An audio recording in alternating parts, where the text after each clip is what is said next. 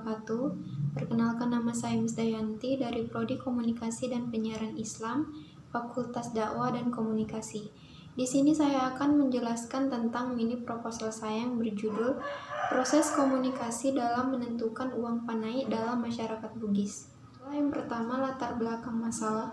Uang panai dalam kehidupan masyarakat pada zaman sekarang ini menimbulkan dua persepsi yang berbeda. Di satu pihak ada seruan agar uang panai tetap dipertahankan karena merupakan budaya yang memiliki makna dan nilai simbolis yang sangat berarti bagi kehidupan manusia.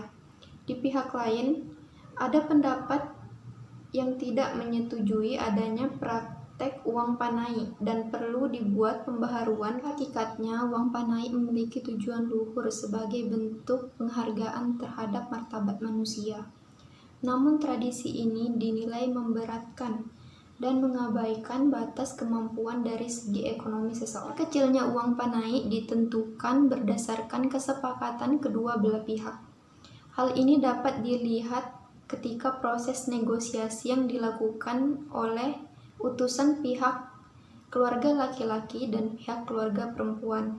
Terkadang karena tingginya uang panai yang dipatok oleh keluarga calon istri, hal ini dapat menimbulkan fenomena yang negatif, seperti mendorong laki-laki untuk berhutang.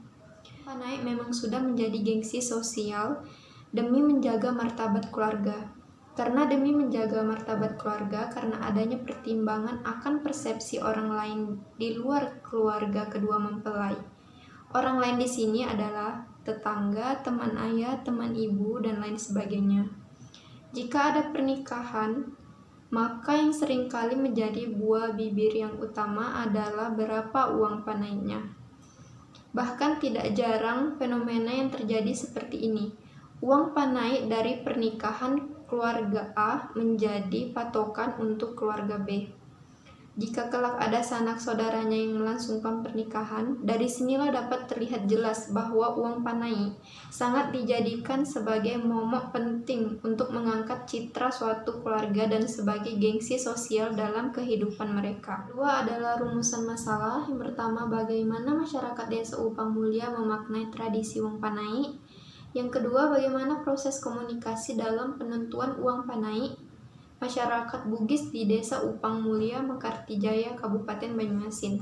Selanjutnya adalah kerangka teori. Yang pertama, komunikasi. Komunikasi merupakan aktivitas manusia yang sangat penting bukan hanya dalam kehidupan organisasi, namun dalam kehidupan manusia secara umum. Kedua adalah budaya. Budaya manusia dalam kesehariannya tidak akan lepas dari kebudayaan, karena manusia adalah pencipta dan pengguna kebudayaan itu sendiri. Manusia hidup karena adanya kebudayaan, sementara itu kebudayaan akan terus hidup dan berkembang manakala manusia mau melestarikan kebudayaan dan bukan merusaknya. 3. Tolak ukur tingginya uang panai. Tinggi rendahnya uang panai merupakan bahasan yang paling mendapatkan perhatian dalam perkawinan masyarakat Bugis, sehingga sudah menjadi rahasia umum bahwa itu akan menjadi buah bibir bagi para tamu undangan. Adapun penyebab tingginya uang panai tersebut disebabkan karena beberapa faktor di antaranya. Yang pertama itu ada status ekonomi, yang kedua jenjang pendidikan. Jenjang pendidikan di sini semakin tinggi tingkat pendidikan seorang perempuan, maka semakin banyak pula uang panai yang harus diberikan. Yang ketiga, kondisi fisik calon istri seperti misalnya cantik, tinggi, putih. Yang keempat adalah perbedaan antara janda dan perawan. Biasanya perawan lebih banyak diberikan uang panai daripada janda, namun tidak menutup kemungkinan bisa juga janda lebih banyak diberikan jika status sosialnya memang tergolong bagus. Hal ini disebabkan karena adanya pengaruh adat yang masih sangat kuat dan sudah menjadi kebiasaan yang berlaku di masyarakat. Selanjutnya adalah metode penelitian. Penelitian ini merupakan penelitian lapangan yang bersifat kualitatif. Pengertian penelitian kualitatif adalah penelitian yang bermaksud untuk memahami fenomena tentang apa yang dialami oleh subjek. Penelitian misalnya perilaku, persepsi, motivasi, tindakan, dan lain-lain.